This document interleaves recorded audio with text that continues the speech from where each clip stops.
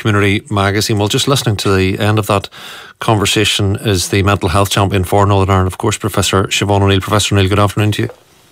Good afternoon, Mark. Hi. Siobhan, you and I have spoken many times about the most egregious losses in the human experience, troubles, losses in and around our bridge and all of that. And the reality that nothing can prepare anyone for this. I wonder where you would guide our thoughts initially today, especially mindful of those listening who have friends, family, kith, kin in the greater Cresslough area. Oh, Mark, it's really hard to know what to say. It's just such a huge shock and trauma. It's devastated that community, but the ripples are felt across Northern Ireland, and many of us are feeling a real pain, as we hear, and there's more information coming through every day, every hour, and I think we identify, that's the thing, because it's so close, we identify with those affected, those who were involved, and then the families who have lost loved ones, and just the tragedy of it. And we imagine ourselves, and that effect is very real in our physical bodies and our brains, and it's suffering, and it's a real pain, and I'm feeling it, as well. And I suppose there's going to be a lot of it ahead, and I would just send out the message: we all need to protect ourselves and connect with each other over the next few days, because there's going to be a lot of devastating scenes at those funerals. Mm-hmm. So we need to manage that, and we need to be grateful for what we have and connect with each other and remind ourselves about what really matters. Siobhan, help us with association and disassociation. But just when I knew you were coming on today, I was mindful of Claudy, a village that your family has very close associations with. And, we know the Claudy story all too well. Those families to this day will drive past where those bombs went off. The people of Cresslough for years, decades to come, will drive past that wee part of Cresslough, like you and your mother will do in Claudy. Have you any thoughts on how we process the fact that site will be there, like it or not, in Cresslough, and people will know for generations that's where it happened? Yeah. I mean, so if you think of the brain as designed to predict and protect, and when something like this happens, it's almost like there's a trigger wired in that reminds us that there's danger there.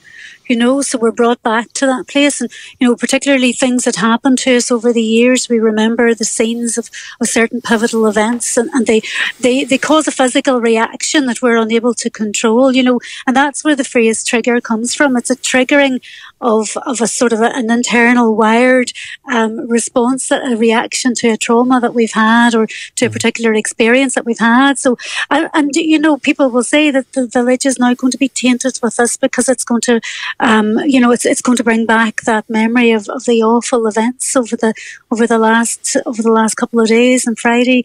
So that's really what a trigger is, and we all have little triggers in our lives and places that will bring up those terrible memories for us, and that will give us that reaction. And PTSD is really when triggers happen and we're unable to control them, so we have to start to avoid particular aspects of life so that we don't have that, and it can lead to hypervigilance and hyperarousal as well, where we're nearly on high alert all the time, if we have a lot of trauma in our lives, or if there's an event that is particularly traumatic too.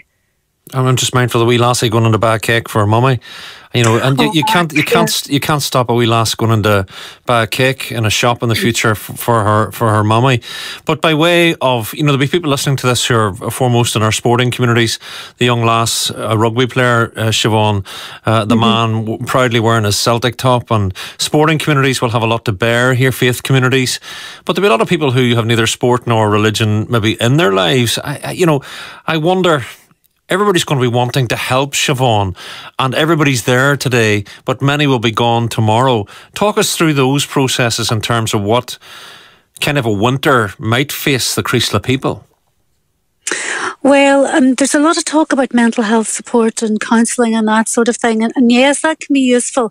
But actually what's really, really important and very necessary now is that natural coming together of people. And, art is very important. Making music together, trying to understand it and make meaning from it, and grow kind of through it. and remember what has happened.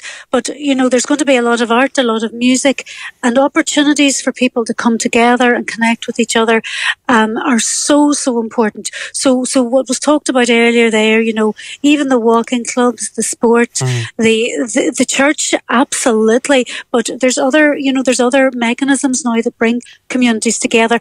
And that's actually what's going to be fostering the hope and healing in the months and years to come. But, it's very normal that there will be suffering, a lot of suffering ahead as that healing happens. And that's unfortunately part of the human experience, isn't it? Siobhan, I know you spent a lot of your time in Donegal, down the years and all the rest. And look, there's a mentality in Donegal which I dearly love. It's a little bit guarded. It can be private. It is funny as heck. But there's a modesty, could I put it like that, about the North Donegal folks that I've known. And I was making the same point to Marie there. Would you just help us understand the first point about, people who are naturally modest, people who will go, look, let's just not talk about that. Look, it's too sore, we're not going there. And elders maybe in the community going, well, I don't know what to say or what to do. Will I just get on with my life this week as I was last week? I don't know, Siobhan, any thoughts on that?